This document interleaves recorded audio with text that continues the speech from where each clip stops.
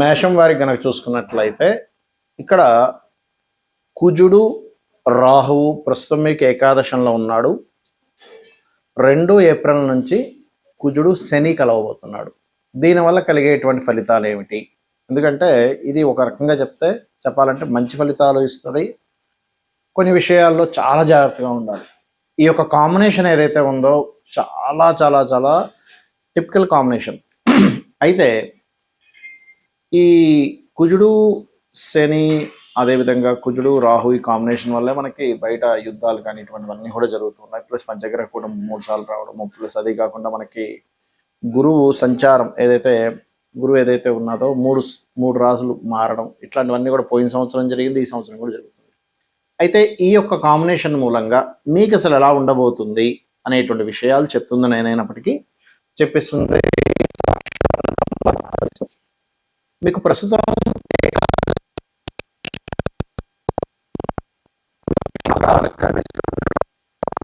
ఎటువంటి వాటికి మంచిది అంటే మనం ఒక విషయం మీద కష్టపడుతుంటాం కానీ దాని రిజల్ట్ ఏకాదశంలో పాపగ్రహాలు ఉన్నప్పుడు వస్తుంది.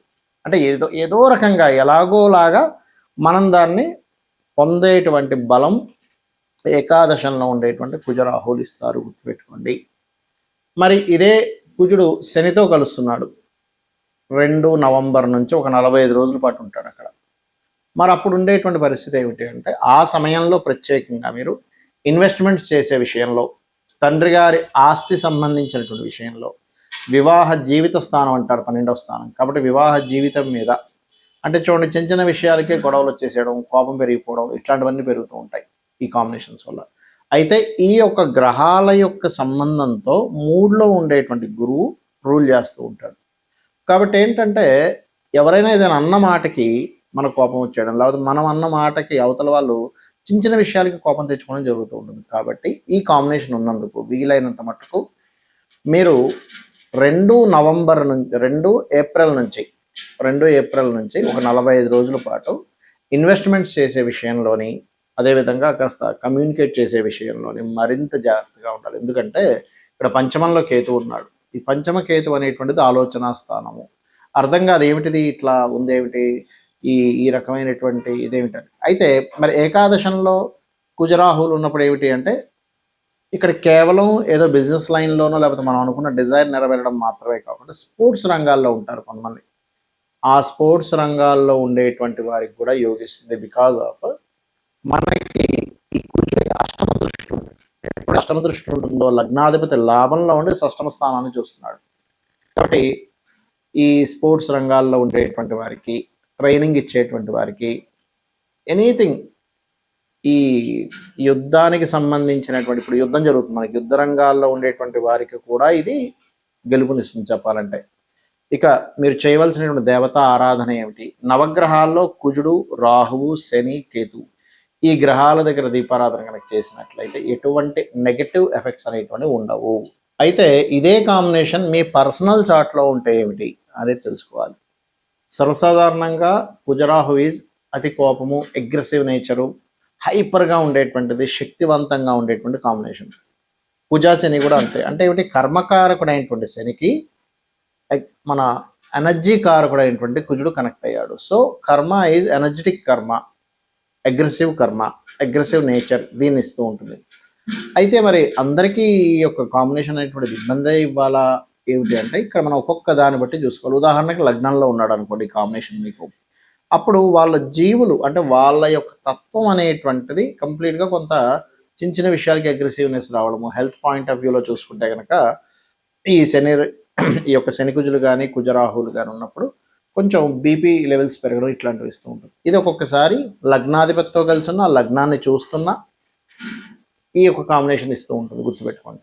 అయితే ఇదే మనకి ఒకవేళ ధనస్థానంలో ఉంటే ఇక్కడ 2 విషయాలు చూసుకోవాలి. ఎలాగా అంటే ఒక్కొక్కసారి ఎవరైనా పవర్ జనరేటింగ్ రిలేటెడ్ ధనయోగం, పవర్ రిలేటెడ్ సంబంధంగా ఎలక్ట్రికల్ స్టవ్స్ కానీ, ఎలక్ట్రికల్ వస్తువులు కానీ, ఎలక్ట్రికల్ బ్యాటరీస్ తయారు చేసే ఇలాంటి వాటి ధనయోగాన్ని ఇస్తుంది ఇక్కడ. కాకపోతే కుటుంబ సభ్యులతోని ఇబ్బంది అనేటువంటిది ఇస్తుంది. అదే 3లో ఉంది ఈ కాంబినేషన్. మళ్ళీ చెప్పిన కాంబినేషన్ ఒకసారి గుర్తుపెట్టుకోండి. కుజరాహు కానీ లేకపోతే కుజుడు శని కానీ గుర్తుపెట్టుకోండి. సో 3లో ఉన్నప్పుడు మాత్రం కొంచెం అన్నదమ్ములతో గొడవలు ఇస్తుంది, కానీ మీకున్నంత ధైర్యం ఎవరికీ ఉండదు. అంత అద్భుతమైన ధైర్యాన్ని ఇస్తుంది. అయితే ఇక్కడ ఈ లగ్నానికి శుభులకి పాపులకి తేడా ఉంటుంది. ఎలా అంటే ఇప్పుడు ఈ కాంబినేషన్ ముఖ్యంగా కుజుడు ఎన్ని డిగ్రీల్లో ఉన్నాడు, రాహు ఎన్ని డిగ్రీల్లో ఉన్నాడు, ఆ లగ్నానికి కుజుడు శుభుడా రాహు శుభుడా, లేకపోతే కుజుడు శుభుడా శని శుభుడా అనేటువంటిది కూడా చూసుకోవాలి. ఎవరిని క్యాప్చర్ చేశారు, ఆ క్యాప్చర్ని బట్టి మీకుండే లగ్నాన్ని బట్టి కూడా చిన్న పిసర ఆ తేడా అనేటువంటిది వస్తుంది. అంటే ఒక గొడవ జరిగినప్పుడు మీకు లాభం కలగాల నష్టం కలగాల అనే దాని మీద ఆధారపడుతుంది. సో ఈ 4వ స్థానంలో ఉన్నదనుకోండి ఎవరికైనా కుజుడు రాహు కానీ లేకపోతే కుజుడు శని కానీ, అప్పుడు వారికి ఏంటంటే వాళ్ళు ప్రాపర్టీస్ తీసుకునేటప్పుడు వాళ్ళ పేరు మీద తీసుకోకూడదు. ఇంట్లో జీవిత భాగస్వామి పేరు మీద కానీ సంతానం పేర్ల మీద కానీ తీసుకోవాలి ఎప్పుడైనా సరే. ఎందుకంటే ఇక్కడ ఈ కాంబినేషన్ ఒక్కొక్కసారి కొన్ని చూడండి మోసపోవడాలు లేకపోతే కొన్ని గొడవలు జరగడాలు ఈ ప్రాపర్టీ మీద ఇస్తూ ఉంటుంది. ఇక పంచమం అయితే సంతానంతో కొంత గొడవలు ఉంటుంటాయి, అదేవిధంగా ఫ్రెండ్స్తో గొడవలు ఉంటాయి, షేర్ మార్కెట్ మూలంగా వీళ్ళు ఇబ్బంది పడతారు అనేటువంటిది అర్థం చేసుకోవాలి. 6లో కనుక ఈ కాంబినేషన్ ఉంటే టఫెస్ట్ ఫైట్ అంటే ఏమిటంటే మీరు ఎంత స్ట్రాంగ్గా ఉంటారంటే అసలు అర్థం కాదు అవతలకి, బాబా ఇంత స్ట్రాంగ్ ఏంటారా మనిషి అని. 6th హౌస్ ఈజ్ పరాక్రమ స్థానంగా మరియు శత్రు నాశన స్థానంగా చెప్తారు. అందుకే పాపగ్రహాలు 6లో ఉన్న వాళ్ళతో ఎక్కువ శత్రుత్వాలు పెట్టుకోకూడదని శాస్త్రం. ఇక 7వ స్థానంలో కనుక ఉంటే మాత్రం జీవిత భాగస్వామితో వివాహం అయ్యేటువంటి అంశాలని పార్ట్నర్స్తోని గొడవలు జరుగుతుంటాయి. లగ్నం నుంచి అష్టమంలో ఉన్నప్పుడు తాతగారి ఆస్తి విషయంలో గొడవలు రావడము, తాతగారి ఆస్తి మీరు యాజ్ ఇట్ ఈజ్గా తీసుకోకుండా అమ్మేసి ఇంకోటి కొనుక్కోవడం చేస్తూ ఉండాలి. భాగ్యంలో ఉన్నప్పుడు తండ్రి గారికి కాస్త అగ్రెసివ్ నేచర్ ఉండడము, అదేవిధంగా తండ్రి గారికి గమనించుకున్నట్లయితే తనకి కొంచెం బీపీ లెవెల్స్ ఉంటే కాస్త జాగ్రత్తగా ఉండాలి. అలాగే లాంగ్ జర్నీస్ చేసేటప్పుడు కొంత జాగ్రత్తగా ఉండాలి. ఇంకోటి ఈ కాంబినేషన్ 4లో ఉన్నప్పుడు అష్టమంలో ఉన్నప్పుడు కూడా కొంత యాక్సిడెంట్స్ కూడా ఇస్తుంది. దశమంలో ఉంటే వృత్తిలో రాక్షసుల్లా పనిచేస్తారు. అదేవిధంగా ఏంటంటే అతనంటే బాబోయ్ ఆయనంటే కెరియర్లో చాలా ఇదండి, లేకపోతే కెరియర్లో ఒక్కోసారి ఏమవుతుంటుంది అంటే కొలీగ్స్తో గొడవలు అవుతూ ఉంటాయి. ఇక లాభంలో ఉంటే అన్ని రకాల లాభాలు ఇస్తాయి 2 పాపగ్రహాలు ఉన్నప్పుడు. వ్యయస్థానంలో ఉన్నప్పుడు మాత్రం విదేశాలకు వెళ్ళి అక్కడ ఇబ్బంది పడడము, లేదా మ్యారిటల్ లైఫ్ కొంత డిస్టర్బెన్సెస్గా ఉండడం ఆఫ్టర్ మ్యారేజ్ తర్వాత జరుగుతూ ఉంటుంది. అదేవిధంగా తండ్రి గారు ఆస్తి పరంగా కూడా చూసుకుంటాం 12వ స్థానం అనేటువంటిది. అయితే ఇక్కడ మీరు అర్థం చేసుకోవాల్సిన విషయం ఏంటి అంటే ఇటువంటి కాంబినేషన్ మీ పర్సనల్ చార్ట్లో ఉంది, వెంటనే భయపడిపోవడం కాకుండా మీకు అసలు ఆ దశలు వచ్చాయా లేదా చూసుకోండి.